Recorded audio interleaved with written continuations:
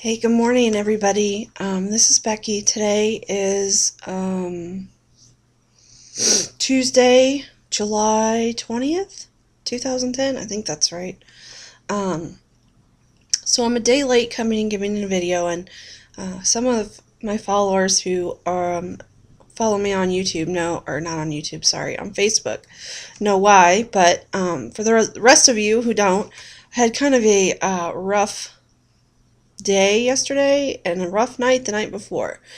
Um, as I told you guys in my last video, I was going to travel over the weekend, and I did. I went to my parents, and I had such a wonderful weekend at their house. And it was actually really nice to be away from my husband for a while, and I think it did both of us a lot of good to just get away from each other and get away with each of our own families and, spend some quality time. So, Saturday, I was so busy. I got up at like 6 in the morning and I took a long walk and came back to my mom and dad's, took a shower, and I was like, go, go, go the rest of the day. There was a ton of people from back home that were wanting to see me, and I don't know that I've said it before, but I think a lot of people assumed that I was like gonna die after this surgery or be like really sick. So, there was a lot of people that were really concerned, and so I went and visited various people and showed off that I was doing fine and feeling good and yada yada yada. So anyway, it was a really nice day, but I came home early on Sunday. I hadn't slept Saturday night, and it just seemed like Saturday night I felt like somebody had like given me like a sugar injection or something, and I was wired for whatever reason. So I didn't sleep Saturday night, and Sunday was kind of a down day at my parents'. There wasn't much going on, so I came home early just to have time to, unpack and do my own thing for a while here and kind of get ready for Monday. Well, as the night went on, Sunday night, it got to be like 6 o'clock, and I decided, I'm not feeling all that good. I was kind of getting the chills, and I thought, well, maybe I'm just hungry and I'm tired, so I got some dinner, and um, as I got that finished, I started feeling kind of nauseous and, um, still really chilled. I turned the air conditioning way up and I turned all the fans off because I was like freezing, and I was snuggled under a blanket, which I am right now. I love my blankets, but um, anyway, I was just like feeling sicker and sicker, so I decided, well, I need to go to bed, like I just felt tired and whatnot. So I went to bed and it was brutal. Like I knew I had a fever. You know how you can just tell when you've got a fever. And I was getting like the body aches and just in general feeling like I had the flu. And my stomach was real upset and um, headache, really bad headache, and all that kind of stuff. So I thought, well, I don't know, maybe sleeping will help, and maybe I just wore my body out on Saturday. So I got through the night, and I didn't get a lot of sleep by any means, but I know I slept some. Um, but when I woke up at like 6, I was still like I felt sick. So I took my temperature, and it was like 99.3, and I run about 97 is about where I sit usually. So 99.3 was, fairly high, and so I thought, well, there's something going on. And so I had to like ponder for a while, like, is this surgery related, or did I catch something? Because I was all over the place on Saturday, and Lord knows what I got into. And so I kind of thought about it for a while, and I thought, well, I better probably call the surgeon's office just to be sure. Well, so I called off work, which I didn't want to do because I just knew it was going to be a hassle and they were going to be unhappy, and I was not disappointed in that. But anyway, I called the surgeon's office, and he was in surgery yesterday, and so they contacted him, and he wanted me to go to the ER. So I spent all day yesterday in the ER at the hospital where I had my surgery done. Um, it was it was such a long day.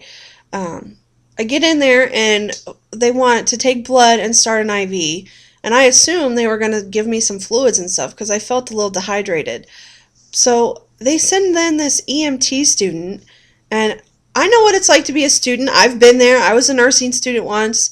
This guy did not know what he was doing, and he stuck me once to try to get an IV and draw blood, and he got nothing.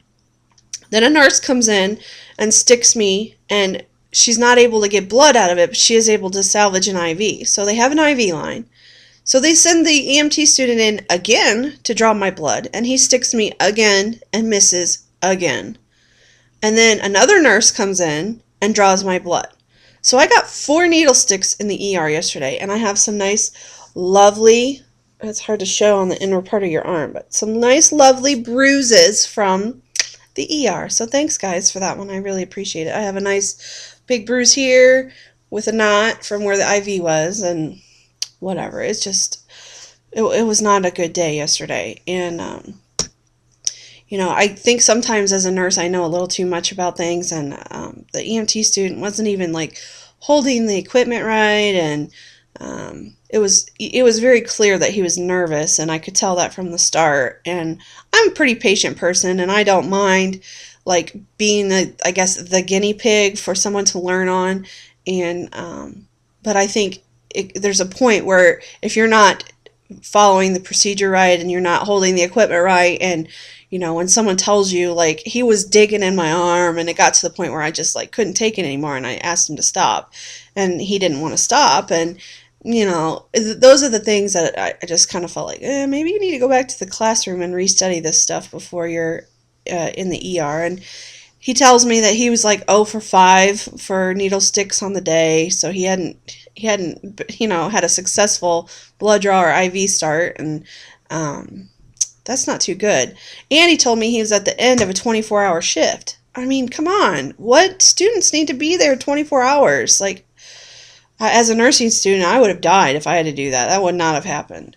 So anyway, that was kind of, sorry he keeps bouncing around. My dog is laying right up against me, and he keeps moving, so like it's bouncing the computer. But so anyway, in the end of the day, my surgeon finally comes down. I think I spent like 6 hours in the ER, and he finally comes down, and they had drawn, you know, labs and stuff, and apparently I had a UTI, which I didn't know because I don't really have any UTI symptoms, and usually I get like, I had a UTI right before surgery, and so I don't know if it's residual, it never cleared up, or if I got one from the catheter or whatever. But I had a UTI and the lovely influenza.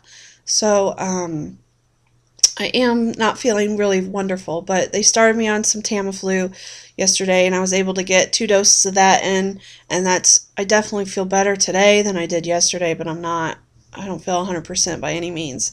And anyway, it was just a very rough day, and it was supposed to be my 3-week update yesterday, so I'm going to do it today, and hopefully, you know what, I'm just going to do a separate video because I'm already at 8 minutes, and obviously it's going to cut me off before that.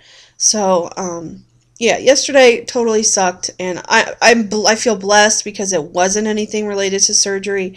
It's just that, you know, I picked up the flu somewhere when I was out on Saturday, I'm gonna guess, and the UTI would probably have come back to haunt me, so it's probably good they found that while I was there.